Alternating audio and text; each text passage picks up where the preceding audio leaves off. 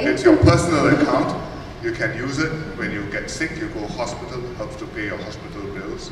You can use it if you have cancer, you can have it for chemotherapy or expensive treatments. And it inculcates a sense that this is your money, please spend it carefully. So on the user side, we never give it away. Yeah. On the supplier side, the government is very much prominently there. We haven't left it just to the private sector. We used to run the government hospitals. They ran like government departments in the old days. They had no idea what it was costing them to run. It wasn't their job to know. Their job was just to treat the patients. Yeah. But if you're running the system, that's not a good arrangement. So we changed them to make them not-for-profit outfits, autonomous, self-accounting, not-for-profit, but bottom-line conscious. And that way you get efficient health care. At the same time, you don't get, or you are able to control the impulse of for-profit hospital up the treatment so as to make more money. Absolutely, Prime Minister. I suppose, Dr. Kim, the point I'd like to make with you is that Singapore is a unique example. The size and the scale of the nation, it's a small country with a small population. But the whole idea of the Human Capital Index is so that the lessons from countries that have done well can be transplanted elsewhere, in theory, right? So are you seeing the kind of investment that we need around the world to be able to prepare us for the digital future? Well, frankly, no, and that's exactly why we did this. I mean, I've been a health activist for most of my adult life, and we kept screaming at donors, please give more, give more, give more. And we went from a couple of $100 million, in the late 1980s, and then we're so grateful for Melinda Gates being here. The Bill and Melinda Gates Foundation changed everyone's sense of ambition.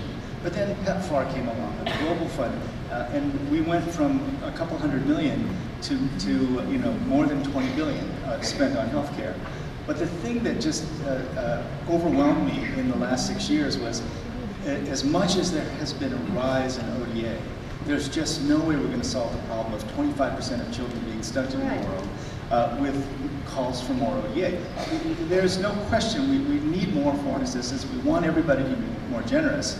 But we knew that leaders and ministers of finance would have to take the same kind of interest and responsibility as Prime Minister Lee took, right? And so one thing, I made a joke of it backstage, but the most remarkable thing about Singapore is that this is not a country that was full of crazy rich Asians for the last 100 years, right? This is a country that went from having low literacy rates, very developing country kind of morbidity and mortality numbers, to where it is now, because the leaders took responsibility and said, we are going to measure it, we're going to get there, we're going to try all the different innovations. And so what I hope is going to happen, so much of global health and education has been focused on supply. Yeah. Donors give more, and input.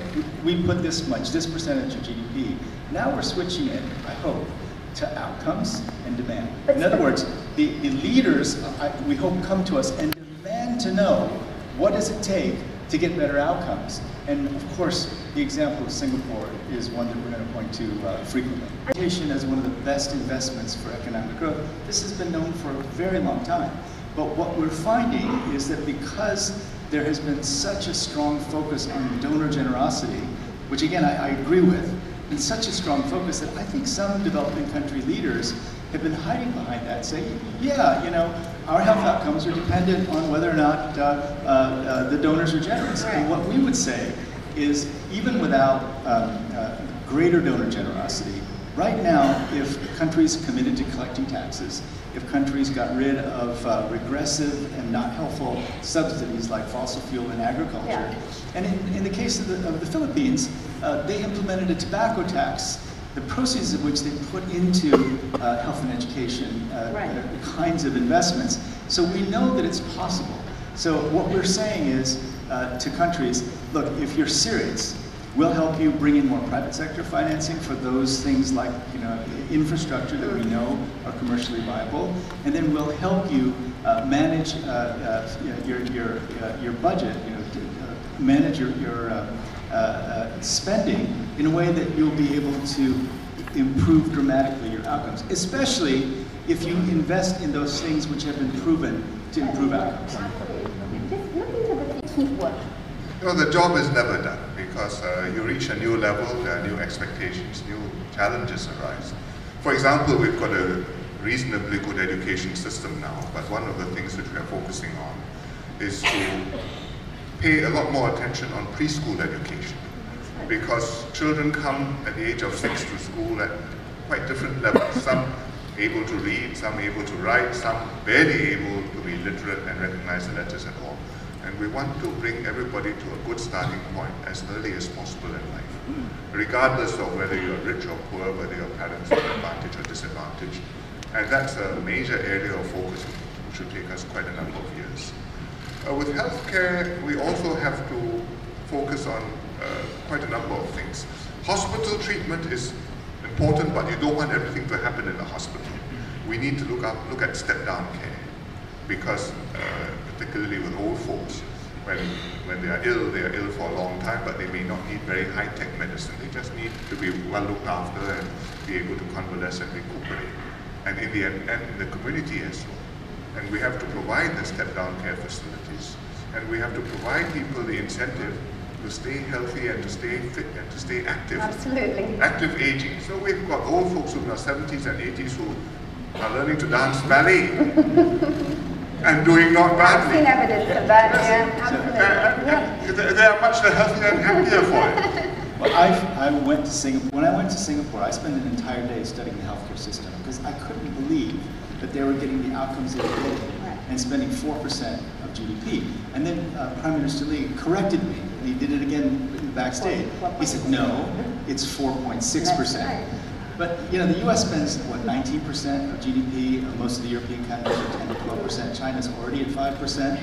And so to be able to get those kinds of outcomes at 4.6% was just stunning to me. I couldn't believe that was happening. But I think the reason I asked Prime Minister Lee, because every time I talk to him, he gives me this kind of detail. And I think that's what's going to be required. Right. Leaders are going to have to get into the details of what works in healthcare, what works in education. And an annual ranking that causes the newspapers to respond and opposition parties to question. This is the level at which we have to have this discussion, because going into the future with 39% of your children stunted with poor educational outcomes is a recipe for disaster. And I felt that it was literally the moral and ethical responsibility of the World Bank to reveal this relationship between investing in people and economic growth, so that people couldn't say, well, we didn't know, right? From this day forward, no one can say we didn't know. We are making it clear. If you don't do this, it's not just that you're shortchanging an individual. What you're doing is setting your country up for instability and inability to compete. Replicate Singapore's success story. Well, I think the first starting point for the government must be that we want to improve lives for all of the population, not just for some of it, for the successful ones, but for all of the population across a wide range.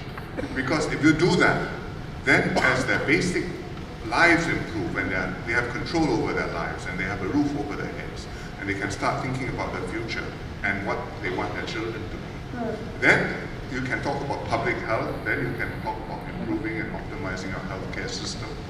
Then we can talk about having a good education system and the parents are supporting it. And then from that you have more growth, you have more prosperity, and we can make further progress with our social services. But you have to have that desire to make the benefits go very broadly, and then to have people have an incentive to improve themselves and their children. And Dr. Kim, your sense? You know, I'm very grateful to my board because the board really was supportive. And they were supportive not because they thought they knew what they were going to come out in the ranking, but I think they agreed. We were able to convince them that the relationship between these investments and economic growth is so clear, and maybe one of the most powerful correlations that we know of in terms of what you invest in, what you get later.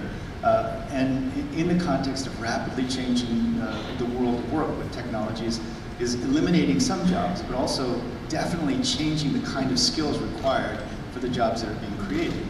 Because we know all that, the board ended up supporting fully the release of the ranking.